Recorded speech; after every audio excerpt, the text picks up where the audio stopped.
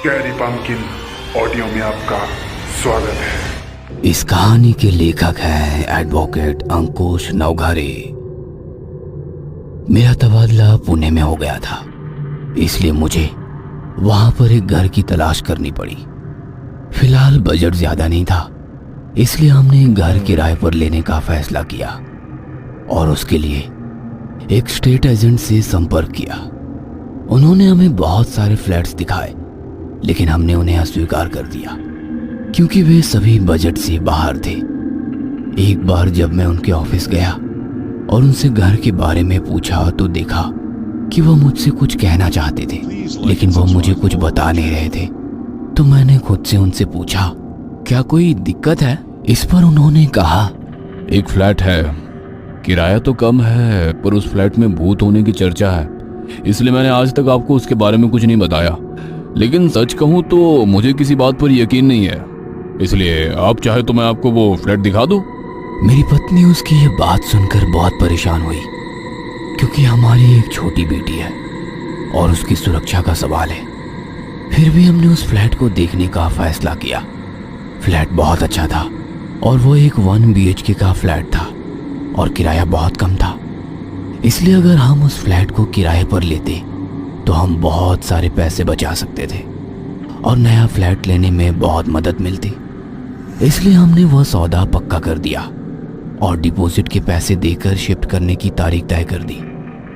Shifting के बाद हम वहां रहने गए तो मैंने देखा कि पूरी बिल्डिंग लोगों से भरी हुई है। हमारे बगल के 3 फ्लैटों में लोग रहते थे, लेकिन उनके दरवाजे हमेशा बंद रहते थे। हमें पता नहीं था कि वहां रहने वाले लोग कब आते कब जाते हैं। हम भी नए थे, इसलिए बिल्डिंग के वॉचमैन के अलावा हमारी किसी से पहचान नहीं थी। उन्होंने एक बार हमसे पूछा कि आप किस फ्लैट में रह रहे हैं, और जब हमने उन्हें बताया तो उन्होंने एक गहरी सांस ली और चुप हो गए। ऐसे ही दिन बीतते गए। कभी कभी जब घर पर कोई नहीं होता तो मुझे ऐसा लगता था कि मैं अकेला नहीं हूँ, लेकिन मैंने किसी को ये बात का एहसास नहीं होने दिया। हमें उस घर में आए लगभग 1 साल हो गए थे। मेरा प्रमोशन हो गया था, सब कुछ ठीक चल रहा था। मेरी बेटी अब काफी बड़ी हो गई थी, हमारे साथ खेलने की जिद करने लगी थी। मेरी पत्नी और बेटी दोनों दिन भर घर पर रहते थे। जब मैं शाम को काम से घर पर आता तो वह मेरे साथ खेलने की जिद करती। कभी कभी मैं उसके साथ खेलता, लेकिन कभी कभी मैं थक जाता और उसे मना कर देता। फिर वह रोड के बेडरूम में चली जाती और खेलती।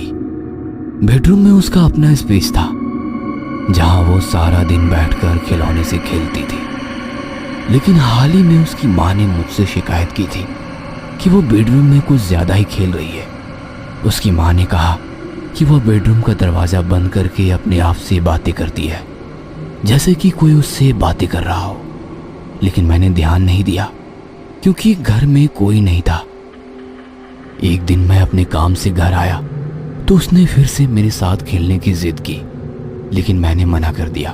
तो उसने कहा, कट्टी जाओ, मैं अब तुमसे बात नहीं करूंगी, मैं अब राजू दादा के साथ खेलूंगी। कहते हुए वो बेडरूम में चली गई और बेडरूम का दरवाजा बंद कर दिया। बेडरूम से उसकी बड़बड़ाने की आवाज आती रही, पर एक पल मुझे लगा कि बीच बीच में उसकी आवाज थोड़ी अलग सुनाई दे रही थी, किसी छोटे लड़के की तरह, पर मैंने ध्यान नहीं दिया। ऐसे ही एक दिन जब घर पर कोई नहीं था, मैं अपने लैपटॉप पर काम कर रहा था और उसके मुझे दर्शन हो गए। हुआ यूं कि मेरी पीठ बेडरूम के दरवाजे की तरफ थी और मुझे किसी के जाने का एहसास हुआ। मैंने पीछे मुड़कर देखा, पर पीछे कोई नहीं था। मेरा वहम समझकर मैं फिर से अपने काम में लग गया। थोड़ी देर बाद रसोई से कुछ गिरने की आवाज आई। मुझे लगा कि चूहा हो सकता है, इसलिए जब मैं देखने गया मैंने देखा कि एक पानी का गिलास नीचे गिरा था और पानी फर्श पर फैला हुआ था और उस पानी से पानी के छोटे छोटे चौकार धब्बे निकल रहे थे, मानो कोई अभी अभी उस पानी से निकलकर बाहर के कमरे में आया हो।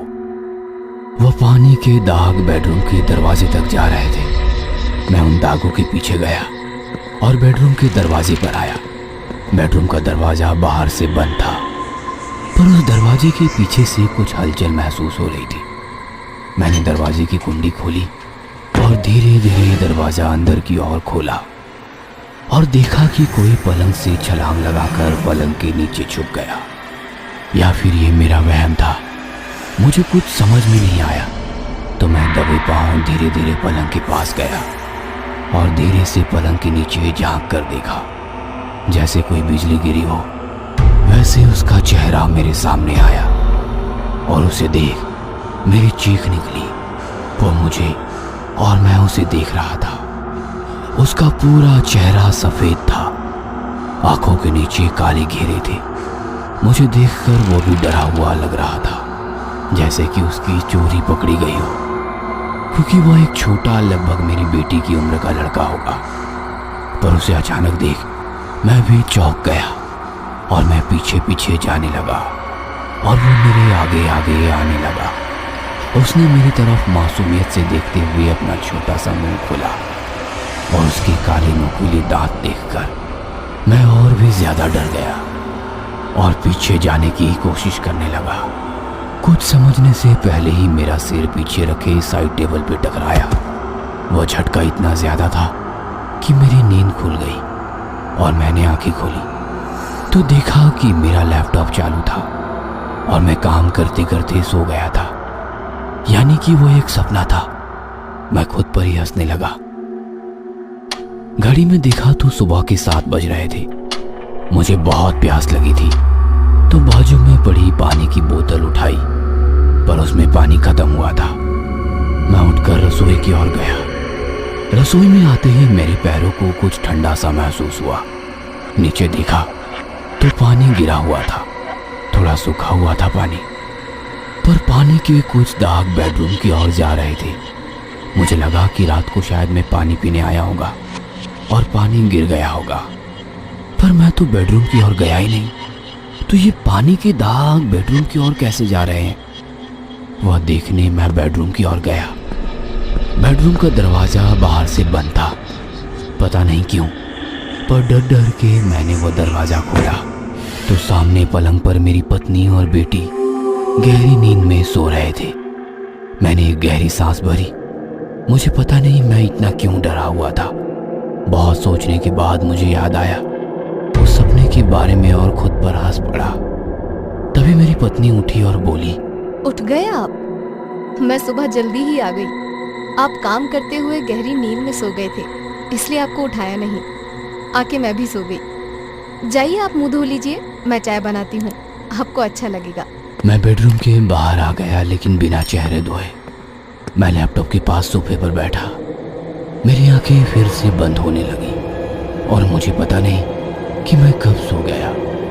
मुझे नहीं पता कि मैं कितने समय से सपने में था या सो गया था, लेकिन मुझे लगा जैसे मेरी पत्नी अभी तक चाय लेके क्यों नहीं आई। तभी मेरे दरवाजे की घंटी बजी और नींद खुली और अपनी पत्नी अनीता को आवाज दी, अनीता देखो कौन आया है दरवाजे पर। लेकिन उसने कोई जवाब नहीं दिया। मैंने फिर से आवाज दी, लेकिन कोई फायदा नहीं हुआ। मुझे लगा कि वह मुझे सोता देख फिर से सो गई होगी, इसलिए मैं दरवाजा खोलने गया। मेरा ध्यान घड़ी की ओर गया। सुबह के 9 बजे थे।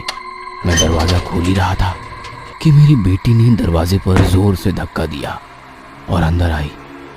पीछे से मेरी पत्नी अंदर आई।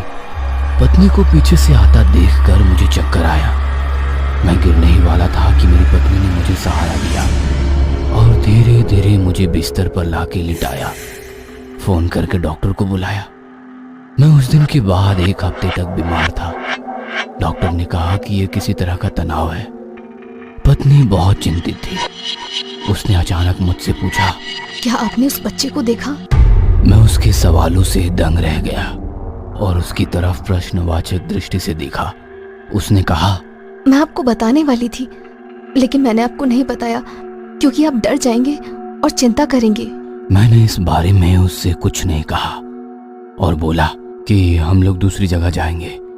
उसने आगे कहा, एक दिन अपनी बेटी बेडरूम में खेल रही थी, तभी मुझे लगा कि वो किसी से बात कर रही है, इसलिए मैंने जाकर देखा, वो उसके बगल में बैठा था और खेल रहा था। उसके बाद मैंने उसे कई बार देखा, वो बस उसके साथ खेलता था, कुछ भी तकलीफ नहीं देता था। सफ़ेद चेहरा और वो आंखों के नीचे काले घेरे, बेचारा कितना मासूम है वो। जब मैंने उसके बारे में पूछताछ की तो मुझे पता चला कि उसके किसी घर के सदस्य ने उसे मार डाला और फिर वो लोग घर छोड़कर चले गए। पर तब से ये बेचारा यहाँ फंस गया है। उसके साथ खेलने वाला कोई नहीं था, वो अकेला ही खेलता था। एक बार उसने बड़ा खिलौना मांगा और गुस्से से उसके घर वालों ने जोर से पिटाई की और वो मर गया। तभी से खेलने की उसकी अतृप्त इच्छा की वजह से उसे मुक्ति नहीं मिली। वो सभी को दिखाई देता है और इसलिए इस घर में रहने के लिए कोई भी नहीं आता है। यह सब सुनकर मुझे मेरी पत्नी पर गर्व हुआ। जल्दी हम लोगों ने वह घर छोड़ दिया, लेकिन वह लड़का आज भी वहीं है और उसके साथ खेलने के लिए किसी के आने का इंतजार कर रहा है। तो उसके साथ खेलने कौन जाएगा?